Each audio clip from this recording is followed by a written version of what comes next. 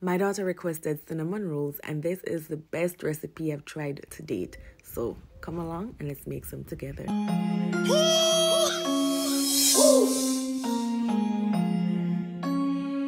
Hey guys, welcome to a new video. Today I'm gonna be making cinnamon rolls. Indecisive channel. As requested by Jada Lauren. So these are the ingredients I'll be using. My flour, and this is 4 cups of flour, half cup of sugar, 1/3 cup butter, half cup milk, 1 cup milk actually, and then 2 large eggs room temp, and 2 1/4 teaspoon of yeast.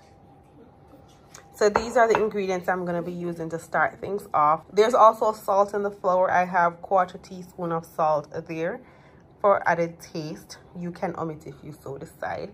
But this is what we have working with. And trust me, these cinnamon rolls are to die for. They're the best cinnamon rolls you're going to ever have in your entire life. Sure about but yeah. What? She's just kidding, guys. No. She's the one who asked me to make these again. I'm kidding. Okay? So to start things off, we're gonna warm our milk, and this should not be more than 115 degrees. So we're gonna put this in the microwave a bit and just warm things up. Have our milk here. I'm gonna pour it in a mixing bowl. Then I'm gonna sprinkle my yeast all over the top here. All done. I'm gonna have it sit for 3 to 4 minutes for it to just kind of get a bit frothy or foamy-ish. I don't know how you describe it on your end, but yeah, I'm gonna leave it there until it absorbs and everything and it's activated. Then I'm gonna come back and add in my 2 large eggs.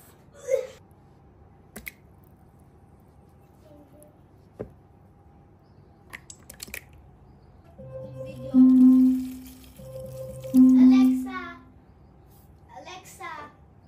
So I'm gonna use my hand mixer to just mix everything out right now.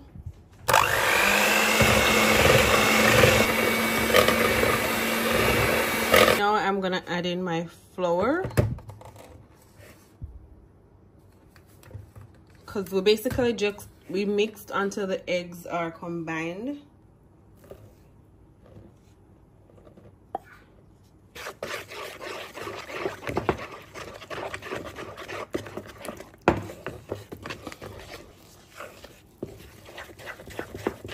You could use a mixer for this, but I prefer to just use my hands.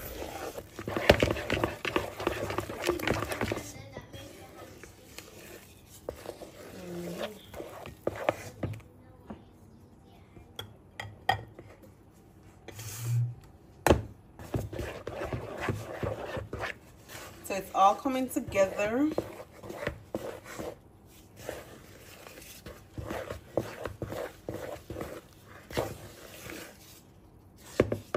I'm gonna use a mixer now to just kind of get things in place. I'm gonna let the dough sit for just 5 minutes, just like this. I have added the dough hooks, and I'm gonna do this for 5 minutes.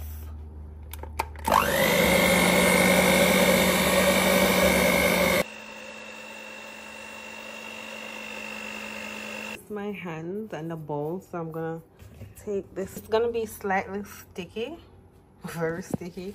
It's greased and everything. I'm gonna cover it and let it rise for, let me check, I think it's an hour. This is how I covered it. So I'm gonna put it in the microwave because in there it's very dark and warm, so that should be good to help it rise.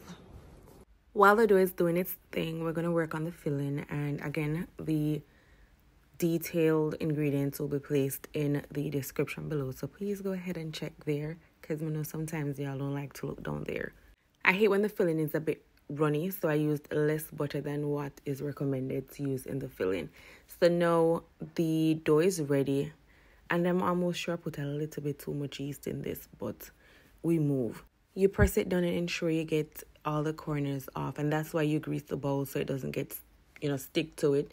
and you press in and ensure that you get all the air bubbles out. I didn't do a pretty good job with the air bubbles, because as you can see here, while I was rolling the dough out with the rolling pin, there were still bubbles remaining. It's now time to add your filling, and like I mentioned before, I did not use all the recommended butter for the filling because I don't want it to be too runny, so I used a little less. Hence, my filling is not looking like a filling should. I did not say this before, but before you put your dough on your countertop, ensure that it's clean, of course. But separate and apart from that, you lightly flour it so you don't have it sticking to the counter when you're rolling. After cutting them, I had placed them on the baking tray to rise a bit again. And this is the final part in the process before slipping them into the oven. My. This is looking so good, fresh out of the oven. And I made a little glaze to go on it with powdered sugar, a little milk, and some unsalted butter. Let's get a little bit more up close and personal with some other ones. And I'm telling you, looking at this now, I am craving it. My preferred way of having this is with some good old Tasty's cheddar cheese, especially when it's melting on top.